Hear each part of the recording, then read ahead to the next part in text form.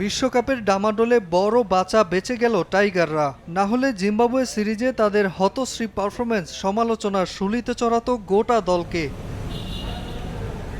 তবে জিম্বাবুয়ে সিরিজের ভরাডুবিতে দুশ্চিন্তার কিছুই দেখছেন না বাংলাদেশের ব্যাটিং কোচ মোহাম্মদ আশরাফুল। বরং তার মতে প্রস্তুতি ম্যাচ না থাকাতে কন্ডিশনের সঙ্গে মানিয়ে নিতে পারেননি শান্ত হৃদয়রা। মনে করিয়ে দিলেন ঘরের মাঠে সাম্প্রতিক অর্জন। আগে কিন্তু একটা প্র্যাকটিস ম্যাচ হতো, একটা 3 ডে ম্যাচ বা একটা 1 ডে ম্যাচ যদি হতো তাহলে অ্যাডজাস্টমেন্ট করাটা সহজ হতো। এখন আপনাকে খুব যেই খেলতে হয়, প্র্যাকটিস ম্যাচ খেলার যে এক্সপিরিয়েন্সটা ওইটা কিন্তু ছিল না। ওইটা হলে হয়তোবা মূল ম্যাচগুলোর রেজাল্ট আমাদের পরই থাকতো। একমাত্র টেস্টে ইনিংস ব্যবধানে হার, ওয়ানডেতে হোয়াইট ওয়াশ এড়ানোর কৃতিত্ব জিম্বাবুয়ে ম্যানেজমেন্টের খেলোয়াড় বিশ্রামে পাঠানোর সিদ্ধান্ত।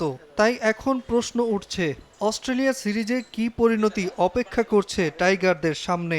ব্যাটিং কোচ অবশ্য মনে করেন অজিদের বিপক্ষে ঘুরে দাঁড়াবে তার দল। অস্ট্রেলিয়াতে আমি মনে করি যে টাফ হবে, কিন্তু একটা পজিটিভ দিক যে আমরা আগে যাচ্ছি, প্রায় 10-12 দিন আগে যাচ্ছি, একটা 3 ডে ম্যাচ খেলার অপরচুনিটি আছে আমাদের। তো আমি আশা করব আমাদের সবাই যদি সুস্থ থাকে অবশ্যই টেস্ট 2টা ম্যাচই আমরা ভালো করার চেষ্টা করব। আমিনুল ইসলাম বুলবুলের সময়ে টাইগারদের দায়িত্ব পাওয়া অ্যাশের জাতীয় দলের ভবিষ্যৎ নিয়েও প্রশ্ন উঠছে। তীব্র গুঞ্জন, অব্যাহতি দেয়া হচ্ছে সাবেক টাইগার অধিনায়ককে। বিমানবন্দরে এ নিয়ে প্রশ্ন করা হয় অ্যাশকে, তবে এ নিয়ে জানাননি কোনো প্রতিক্রিয়া। এগুলা তো আমার রিয়াকশনের কিছুই নাই, কারণ আলহামদুলিল্লাহ লাস্ট 7 মাস ধরে আমি বলবো যে আমাদের ব্যাটাররা খুবই ভালো করছেন।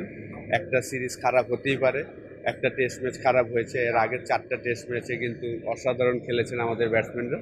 তো আমি চেষ্টা করছি আমার জায়গায় আমার বেস্টটা দেওয়ার জন্য। অস্ট্রেলিয়া সিরিজ সামনে রেখে বেশ আগেভাগে রওনা দেবে টিম বাংলাদেশ। সফরের ম্যাচ দুইটি টেস্ট চ্যাম্পিয়নশিপের অন্তর্ভুক্ত হওয়ায় বেশ গুরুত্ব দিচ্ছে অজিরা। ঐতিহাসিক সিরিজকে সামনে রেখে ঘোষণা করেছে 13 সদস্যের শক্তিশালী দল। নাহিদ রানার ইনজুরি কপাল পোড়াতে পারে টাইগারদের।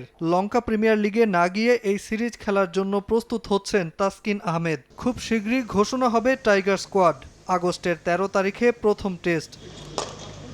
নাজমুল হাসান পুলক, সময় সংবাদ।